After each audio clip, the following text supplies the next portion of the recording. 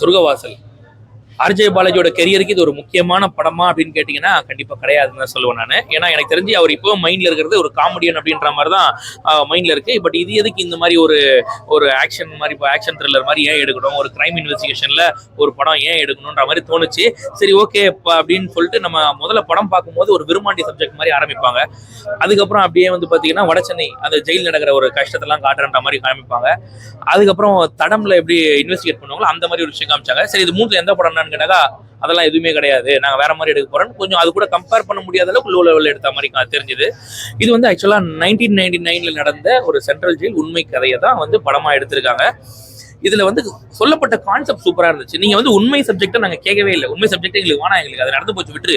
இதுல ஒரு கான்செப்ட் ஒன்று காமிச்சிங்க இல்ல, என்ன கான்செப்ட், ஒரு நல்லவனை கூட ஜெயில் கெட்டவனா மாத்துது அப்படின்ற மாதிரி. ஜெயில ஒருத்தன் எவ்வளவு கஷ்டப்படுறான் அப்படின்ட்டு, இதனால யார் யாரெல்லாம் பலன் அடைகிறாங்க, ஒரு ஜெயில நடக்கிற விஷயத்துக்கு ஒரு அரசியல்வாதிக்கு என்ன சம்பந்தம் உண்டு. இதை படமா எடுத்தீங்கனால சந்தோஷமா சுவாரஸ்யமா நாங்க உட்காந்து பார்த்துருப்போம். இதை கடைசி ஒரு 5 நிமிஷம் மட்டுமே தான் காமிச்சாங்களே தவிர படம் பூரா வந்து ஒரு கேங்ஸ்டர் சப்ஜெக்டா காமிக்கிறாங்க, ஒரு போராளி சப்ஜெக்டா காமிக்கிறாங்க. படத்துல யார் ஹீரோன்றது தெரியல. ஃபர்ஸ்ட் செல்வராகவனை ஹீரோ மாதிரி காமிக்கிறாங்க. அதுக்கப்புறம் அப்படியே பாத்தீங்கன்னா ஆர்ஜே பாலாஜி ஹீரோவா காமிக்கிறாங்க. சரி ஓகே, அப்புறம் கருணாஸ் ஹீரோவா காமிக்கிறாங்க. அதுக்கப்புறம் நட்டிய ஹீரோவா காமிக்கிறாங்க. இப்ப யார் தாண்டா ஹீரோ நம்ம கேள்வி படத்தை முடிச்சுட்டாங்க. அப்படியே நீங்க மூளையை கைட்டி வீட்டுல வச்சுட்டு வந்தீங்கன்னா இந்த படம் உங்களுக்கு பிடிக்கும். நீங்க யோசிச்சு கேள்வி எல்லாம் கேட்பீங்கன்னா சத்தியமா இந்த படம் உங்களுக்கு பிடிக்காது. அந்த மாதிரிதான் இருக்குது படம். படத்துக்கா இல்ல ஃபர்ஸ்ட் பார்ட்டே உட்காந்து பார்க்க முடியல, செகண்ட் பார்ட்லாம் வேணாயா. அதாவது இப்ப என்னன்னா ஃபர்ஸ்ட் பார்ட்ல வந்து பாத்தீங்கன்னா நம்ம செல்வராகவன் டானா இருந்தாரு, அவரை போட்டு தள்ளுறதுக்கு ஆர்ஜே பாலாஜி பிளான் பண்ணாரு. இப்ப அடுத்து ஆர்ஜே பாலாஜி டானா இருப்பார், அவரை போட்டு தள்ளுறது வேற ஒருத்தர் பிளான் பண்ணுவார். இது எங்களுக்கு தெரியும், இந்த கதை எங்களுக்கு வேணாம், இந்த கதை இதோட முடிச்சுடுங்க போதும் தான் சொல்லுவேன். 10க்கு 6 மார்க் தரலாம். மேக்கிங் ஓகே, மேக்கிங் நல்லா இருக்கு, சவுண்ட் ஒர்க்லாம் ஓகே, பரவாயில்ல. எல்லாமே ஒரு புது டீமா போட்டு பண்ணிருக்காங்க. அதெல்லாம் கண்டிப்பா அப்ரிஷியேட் பண்ணி தான் ஆகணும். நம்ம நிறைய இடத்துல லேக் இருக்கு, நிறைய இடத்துல லாஜிக் மிஸ்டேக் வருது. செல்வராகவன் கொடுத்த ஹைப் வந்து பாத்தீங்கன்னா கூட இருக்க டைகர் மணின்னு அவரு கொடுத்துருக்கலாம், அந்த மாதிரி இருந்தது அவரோட கதாபாத்திரம். அதே மாதிரி எஸ்பி சூப்பர் 2 தீகார் ஜெயில இருந்தவர்னு சொல்ற நம்ம ஜெயில ரஜினி அந்த மாதிரி ஒருத்தர் ஹைப் கொடுத்தாங்க. பாத்தீங்கன்னா அவருமே கரெக்டா சொம்படிச்சுட்டு தான் இருக்காரு படத்துல. இந்த மாதிரி வாயிலேயே இவங்க சொல்றாங்களே தவிர அதுக்கான காட்சி அமைப்பு இல்லைன்ற மாதிரி தோணுச்சு.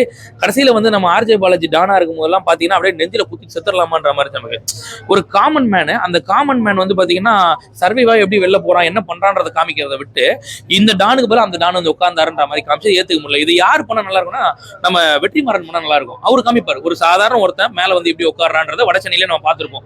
அந்த மாதிரி அவர் எடுக்க முடியும். அந்த மாதிரி ஒரு காட்சி அமைப்பு பாக்குற நம்மள கனெக்ட் பண்ணிருப்பாங்க. ஜெயில நடக்கிற சப்ஜெக்ட் நம்ம ஜெயில இருக்க மாதிரி நம்ம ஃபீல் பண்ணணும்.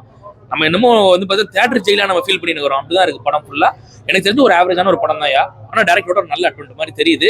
ஒரு சில மிஸ்டேக்ஸ் எல்லாம் அவர் கிளியர் பண்ணியிருந்தாருன்னா ஒரு சூப்பரான ஒரு படமா இருந்திருக்கும்.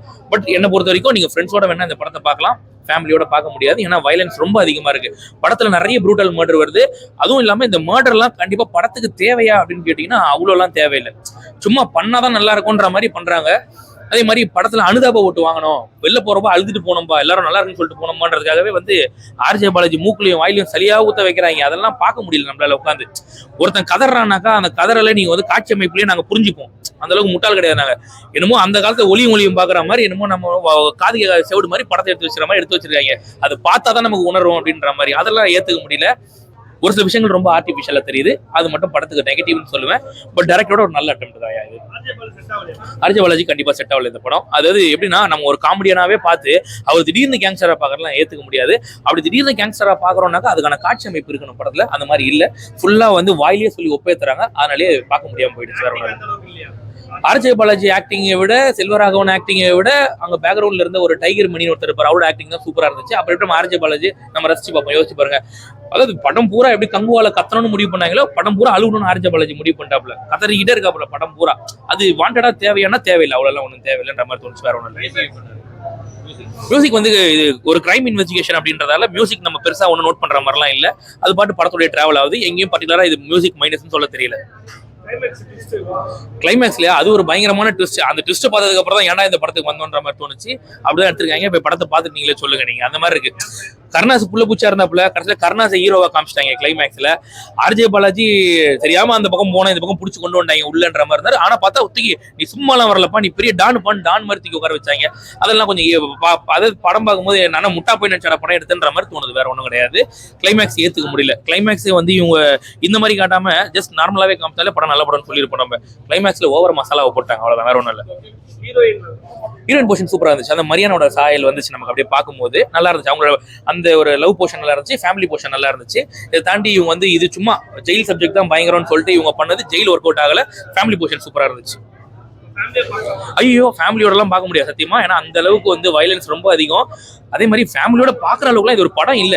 நீங்க பாத்தீங்கன்னா வயலன்ஸ் இருக்கும் இந்த படத்துல, பட் ஆபாச காட்சிகளில பாக்கலாம்னாக்கா அப்படி பாக்குற அளவுக்கு ஒர்த்து இல்ல. மழையில காலையில நானே ஏன்டா நினைச்சிட்டு வந்தேன்ற மாதிரி இந்த படத்துக்கு. உண்மையிலேயே ஃபேமிலியோட வந்து பாக்குறதுக்கு நீங்க ஃப்ரெண்ட்ஸோட பாத்தீங்கன்னா ஓரளவுக்கு ஓகே அப்படின்னு சொல்லுவேன். அதுவும் என்ன பொறுத்த வரைக்கும் ஒரு ஆவரேஜான ஒரு படம் தான் இது. ரொம்ப பெருசா சொல்லிக்கிற அளவுக்கு இல்ல. என்னன்னா ஏன் இந்த அளவுக்கு நம்ம மைன்யூட்டா நம்ம சொல்றோம்னா, நல்ல ஒரு டைரக்டர், அந்த பொட்டன்ஷியல் தெரியுது, அடுத்த படங்களை அவர் மாத்திக்கணும்ன்றதை நம்ம எல்லாரும் சொல்றோம். அதை விட அதான் சிங்கப்பூர் சொல்லணும் ஓகே, இது கூட கம்பேர் பண்ணுமோ அது ஓகே, இது அந்த அளவுக்குலாம் கிடையாது. One time watchable. படத்துல வந்து ரொம்ப ஹையும் எதுவும் இல்லை, ரொம்ப லோவாகவும் இல்லை, ஒரு ஸ்லோலேயே போயிட்டு இருக்கு படம். போர் அடிக்கல, ஒன் டைம் வாட்சபிள். அதான் லேக் ஆகுதுன்னே சொல்ல முடியல. அதான் ஆவரேஜா போயிட்டே இருக்கு படம். ரொம்ப எக்ஸைட்மெண்ட்ல யாரும் கையும் தட்டல, ரொம்ப போர் அடிச்சு யாரும் இதுவும் பண்ணல. அப்படியே நார்மலா ஒரு கதை போற மாதிரி அப்படியே போயிட்டே இருக்கு. ஸ்டோரி அவ்வளவா இல்லை ப்ரோ படத்துல. அவர் செய்யாத தப்புக்கு எப்படி அதை தப்பிக்கிறாரு, அதான் கதை. ஃபைட்லாம் அந்த சீன்ஸ்லாம் நிஜமா நல்லா தான் இருந்துச்சு. ஆனால் அவர் முன்னாடி ஒரு கேட்டவர் ஒருத்தர் வரச்சனியோட கம்பேர் பண்ணுறாங்க, அந்த அளவுக்கு ஸ்டோரி லைன் இல்லை. பட் ஆனால் ஒன் டைம் வாட்சபிள். புதுசாக ட்ரை பண்ணியிருக்காங்க, ஒரு வாட்டி பார்க்கலாம். வைலன்ஸ் ஓவராலாம் இல்லை ப்ரோ, ஃபேமிலியோட பார்க்கலாம், ஒன் டைம் பார்க்கலாம் ஃபேமிலியோட. ஸ்க்ரீன் பிளேலாம் புரியுது. நட்ராஜனுக்கு அவ்வளோ இம்பார்ட்டன்ஸ் கொடுக்கல படத்தில். நட்ராஜன் வந்து சும்மா நடுவில் ஒரு கதையில் ஃபுல்லாக ட்ராவல் ஆவார், அப்பப்போ வந்து பேசிட்டு போவார். மற்றபடி நட்ராஜனுக்கு வந்து அவ்வளோ சீன்ஸு அவ்வளோ இம்பார்ட்டன்ட் கொடுக்கல. செல்வராகவன் வந்து அவரும் ஒரு இம்பார்ட்டன்ட் கேரக்டர். செல்வராகவனும் ஆர்ஜி பாலாஜி ஒரு இம்பார்ட்டன்ட் கேரக்டர். 2 பேர்னால படம் ஒரு வாட்டி பார்க்கலாம். மியூசிக் பாட்டு 1 2 தான் இருக்குது. மற்றபடி பிஜிஎம் நல்லா இருக்கு. கதையில் ஃபுல்லாக பிஜிஎம்மோட தான் ட்ராவல் ஆகுது.